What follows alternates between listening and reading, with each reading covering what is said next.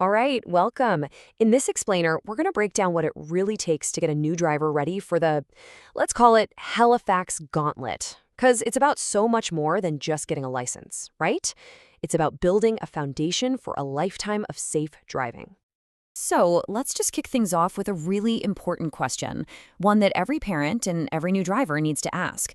Is prepping for a quick 30-minute test really the same thing as getting ready for 50 years behind the wheel, especially here in Halifax? The answer is a definite no. I mean, just think about the real-world situations. You're a new driver and you're coming up on the Armdale Rotary at rush hour. It is pure chaos. You've got terrible sight lines, people switching lanes without warning.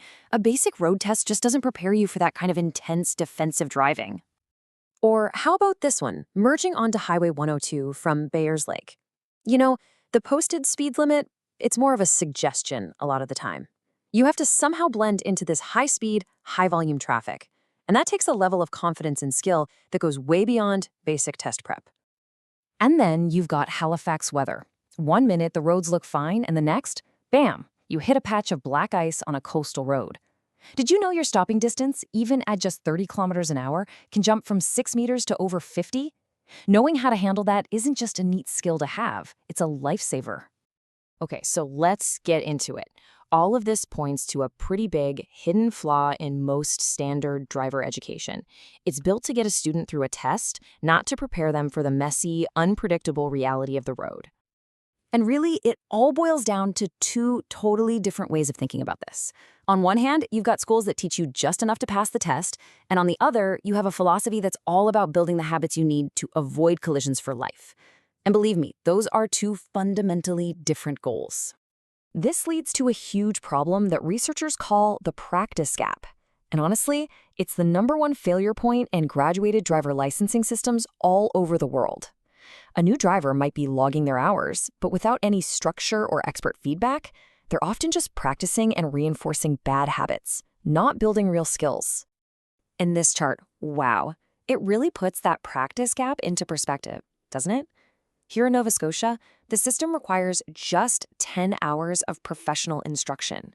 Now, look at Australia. They require 120 logged hours of supervised practice. That massive difference shows just how much of the teaching burden falls on families here, and often without a clear plan. So, if that's the problem, what's the solution? How do we bridge that gap and actually teach real-world skills? Well, let's take a look at what a gold standard program does differently. This isn't about just hitting the minimums. It's about blowing past them in every single way that actually matters for safety. And you know what? You can actually measure the difference. According to 4 independent reports that looked at everything from the curriculum to instructor quality, Young Drivers of Canada scored an 87 out of 100. That's a full 23 points higher than the regional average. That's not a small gap. This quote right here, it just nails the whole philosophy. It's about making a shift from just reactively following rules, like, okay, I'll stop at my stop sign, to proactively avoiding collisions, like scanning the intersection just in case somebody else runs theirs. See the difference? So how do they do it? Well, it's not just one thing. It's a whole system built on a few key pillars. You've got their collision-free approach, which is all about proactive scanning. You've got specific hazard perception training. And they even use cognitive training with a program called CogniFit to help a new driver's brain learn to process the 1,000+ things coming at them every minute without getting overwhelmed. And these are the kinds of practical skills that can literally save your life. Just imagine your tires drift onto the gravel shoulder of Highway 107. The natural instinct is to panic and yank the wheel, which is exactly how rollovers happen. A properly trained driver has actually practiced how to recover from that situation safely. Okay, so we've talked about the in-car training, but let's see how you use technology to close that massive practice gap. Because the solution has to be modern, right? It has to engage today's teens where they live, which is on their phones. For the new driver, this app, called the Driver's Coach, basically turns their phone into a personalized coach. It's got AI-powered prep for the written test, step-by-step guides for tricky things like parallel parking, and even virtual road test simulations on actual Halifax routes. It's pretty cool. And for parents, this is a game changer. It gives you the structure you need for all those supervised driving hours. It uses the phone sensors to analyze every single drive. It tracks progress and gives you real, hard data on what skills need more work. It completely takes the guesswork out of practice. Now, this level of training and all this tech, it does come at a higher price. So let's just tackle that question of price versus value head on. Is that extra investment actually worth it?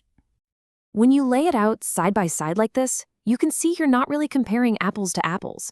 Yeah, a budget school might be cheaper, but you're paying for a different outcome. The higher investment here buys you a curriculum that's laser-focused on collision avoidance, those exclusive safety skills, and the tech to make practice hours actually mean something. And here is the real-world math. The average cost of just one at-fault collision, when you add up repairs and the insurance hikes that can follow you for years, is just staggering. So when you look at it that way, the extra cost for training that's proven to reduce that risk, well, it starts to look like a really smart investment. So what's the big takeaway here? What are the next practical steps for your family? The whole goal is to move from that feeling of uncertainty to a clear, structured path that builds real skill and real confidence. And the good news is, the path forward is designed to be super simple and effective. It all starts with getting the learner's permit, then you pick the right training package, and you immediately start using the tech, like the Driver's Coach app, to build good habits from day one. We'll just leave you with this one final thought. This decision isn't just about getting a license next month. It's about investing in a set of skills that will protect a driver and their passengers and everyone else on the road for decades to come.